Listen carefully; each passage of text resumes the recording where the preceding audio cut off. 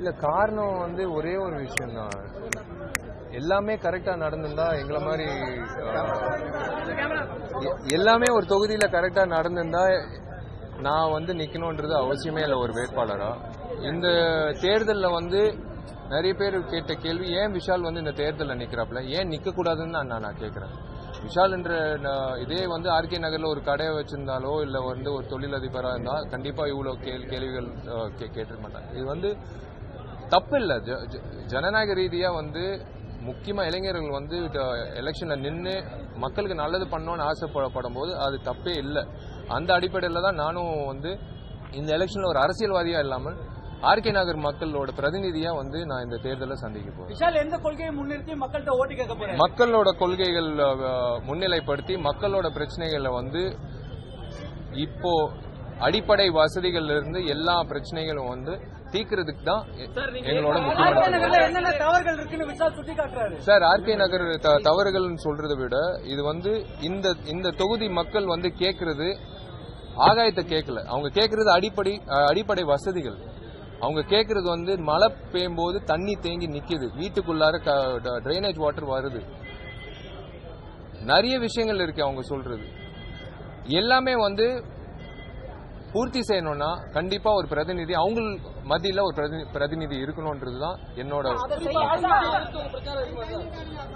அந்த இப்போ பிரச்சாரம் போய் மக்களை சந்திக்கும் போது மக்களோட பிரச்சனைகள் என்னென்னன்றது எல்லாமே ஒரு பட்டியல் போட்டு கண்டிப்பா இது வந்து 100% மக்கள் ஒற்றுமையா இருந்து இந்த தேர்தலில் சந்திக்கும் போது, இந்த தேர்தலில் வந்து வாக்களிக்கும் போது அவங்களோட முக்கியத்துவம் என்னன்றது அவங்களுக்கு இந்த தேர்தலில் தெரிய வரும். மக்கள் பொறுத்த வரைக்கும் ஓட்டை போட்டுட்டு மறுபடியும் 5 வருஷம் கழிச்சு நல்லது நடக்கும் அப்படின்றது இல்லாமல் கண்டிப்பா கேள்வி கேட்கணும்ன்ற அடிப்படையில தான் இந்த எலெக்ஷன் கரெக்டான ஒரு சந்தர்ப்பம். இது வந்து ஆர்கே நகர் மக்களோட ஒற்றுமையும் ஆர்கே நகர் மக்களோட நேர்மையும் இந்த எலெக்ஷன்ல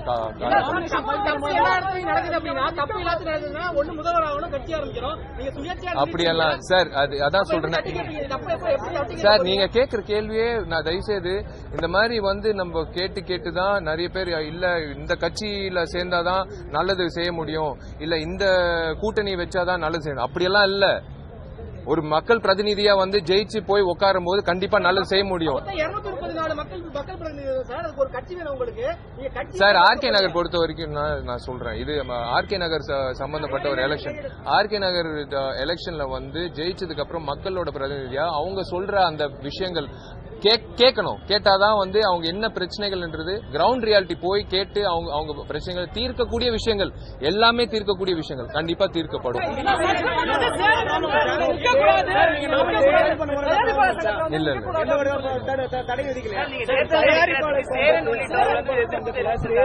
உள்ளிருப்பு போராட்டம் பண்றாரு.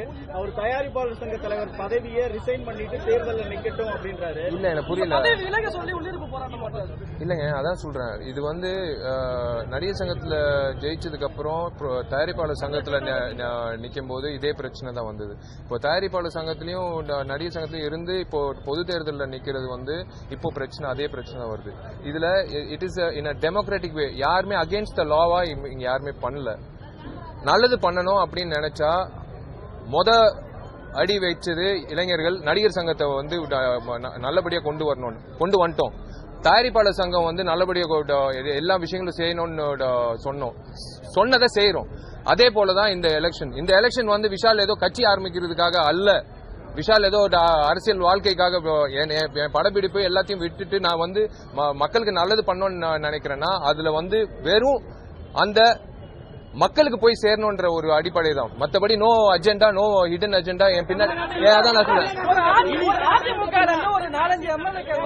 கூப்பிட்டாங்க இல்லங்க, கூப்பிட்டாங்க. நான் இது வந்து ஒரு நல்ல விஷயம்.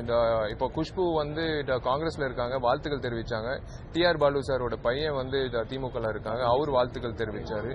அரவிந்த் கெஜ்ரிவால் அவர்கள் வந்து வாழ்த்துக்கள் தெரிவிச்சாரு. இது it is such a very healthy atmosphere. இது நல்ல விஷயம். இது வந்து எனக்கு ரொம்ப சந்தோஷமா இருக்கு. ஏன்னா பொதுவா வந்து ஒரு கட்சியில இருக்கும்போது இன்னொரு கட்சி சார்ந்தவங்களுக்கு வாழ்த்துக்கள் தெரிவிக்கிறது ரொம்ப குறைவு. ஆனா இவங்க வெளிப்படையா சொல்லும் போது இல்ல திரைத்துறையில எதிர்ப்பு தெரிவிச்ச மாதிரி எனக்கு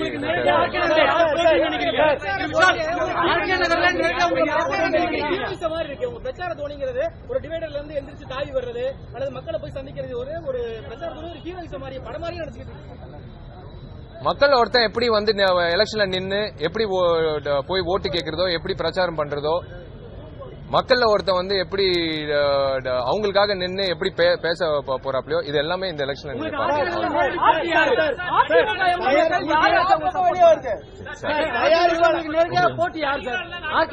நேரடி போட்டி யார் இருக்கா? நேரடி போட்டி வந்து இருக்கிற மற்ற வேட்பாளர்கள் தான். இது ஆளுங்கட்சியும் இதுல போட்டிடுறாங்க. எதிர்த்து அவங்களோட குற்றச்சாட்டுகளை வைக்க விஷால் தயாரா இருக்காரா? சார் நான் வைக்கணும்னு அவசியமே இல்லை சார். மக்கள் வைக்கிறாங்க சார் குற்றச்சாட்டுகள். நான் வந்து இந்த இங்கிட்ட ஒரு விஷயம் தப்பா இருக்கு அப்படின்னு நான் சொல்லல. மக்கள் இப்ப நான் வந்து ஒரு பொலிட்டிக்கல் பார்ட்டி ஆரம்பிச்சு என்ன அந்த இன்ஃப்ராஸ்ட்ரக்சர் எல்லாம் பண்ணி அப்புறம் மக்கள் கிட்ட போறதை விட நான் நேர மக்கள் கிட்ட வரணும்னு ஆசைப்பட்டேன். இறங்கி உதவி பண்ணணும்னு ஆசைப்பட்டேன். தப்பே இல்லைங்க. விஷால் இன்னைக்கு விஷால் வரும்போது நாளைக்கு இளைஞர்கள் 4-5 பேர் வந்து கண்டிப்பா இறங்கி வேலை செய்வாங்க, நல்லது செய்வாங்க. நல்லது அப்படியெல்லாம் இல்ல சார். இது ஒரு அதான் சொல்றேனே, நான் திரும்பவும் சொல்றேன், எல்லாரும் வரலாம். வரதுக்கான வாய்ப்பு எல்லா தேர்தலையும் இருக்கு. ஆனா பயன்படுத்திக்க மாட்டேங்கிறாங்க. அவ்வளவுதான். இந்த தயாரிப்பாளர் சங்கத்துல தலைமையேற்றதுக்கு பின்னாடிதான் அசோக்குமார் கந்துவட்டியால இறந்து போறார். அதுக்கான முடிவையே தயாரிப்பாளர் சங்க தலைவரால் உங்களால எட்ட முடியல. எப்படி ஆர்கே நகர் மக்கள் சார் அசோக்குமாரோட மரணம் யாராலன்றது அசோக்குமார் கையெழுத்தோட ஒரு எல்லாமே போட்டு கொடுத்திருக்காரு. புகார் கொடுத்திருக்கோம், கமிஷனர் ஆபீஸ்ல கொடுத்திருக்கோம். அவங்களும் வந்து அந்த நபரை தேடிட்டு இருக்காங்க. சோ அது அந்த விஷயம் வந்து அவங்க போலீஸ் டிபார்ட்மெண்ட் ஒரு முயற்சி செய்யும் போது நான் வந்து அதை பத்தி நான் வந்து தவறான கருத்து சொல்லக்கூடாது. ஏன்னா அந்த முயற்சிகள் போயிட்டு இருக்கு. எந்த வகையிலையும் ஒரு கம்ப்ளைண்ட் வாங்காம இருந்திருந்தாங்கன்னா நீங்க சொல்றது ஓகே. அதுக்கான இப்போ நீங்க சொல்றது வந்து இந்த டேர்ம்ல வந்து இவர் இறந்தாரு அதனால விஷால் தான் காரணம் அப்படின்றது நீங்க முன் வைக்கிறது வந்து எனக்கு உண்மையிலேயே வந்து வருத்தம் அளிக்கிறது. ஏன்னா அவங்க வந்து காலகாலமா நிறைய தயாரிப்பாளர்கள் வந்து இந்த வட்டி பிரச்சனை இல்ல எல்லாரும் வந்து பாதிப்பு பார்த்திருக்காங்க, பாதிப்பு ஏற்பட்டிருக்கு. சோ இது வந்து கண்டிப்பா காவல்துறை இதுக்கு வந்து கூடி சீக்கிரம் ஒரு நடவடிக்கை எடுப்பாங்கன்றது நாங்களும் வந்து நம்பி முதல்ல ஆர்கே நகர் தேர்தலில் ஜெயிச்சதுக்கு அப்புறம் ஆர்கே நகர் மக்களுக்கு அது சொன்ன விஷயங்கள் அவங்க கேட்ட விஷயங்கள் பண்ணி முடிச்சதுக்கு அப்புறம் தான் பிரச்சாரம் பண்ணிட்டு இருக்கீங்க. ஊழல் ஒழிப்பு பிரதானமா வைக்கிறீங்க நீங்க. ஆனா தயாரிப்பாளர் சங்கத்துல இன்னும் ஒரு வெளிப்படையான அணுகுத்தன்மை இல்லாம கட்டுப்படுத்துறதா எல்லாமே நடந்துட்டு இருக்கு. அதையே யார் சொன்னாங்க சார்? யார் சொன்னாங்க? ஒரு நடிகருக்கு சம்பளம் தரணும் ஒரு தயாரிப்பாளர் உறுதியா சொல்லியிருக்காரா? கேளுங்க, 50 கோடின்னு சொல்லியிருக்காரா?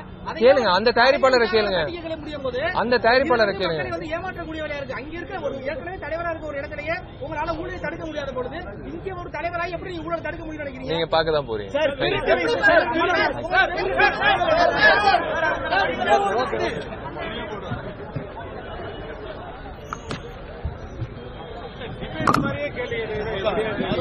நல்ல கேள்வி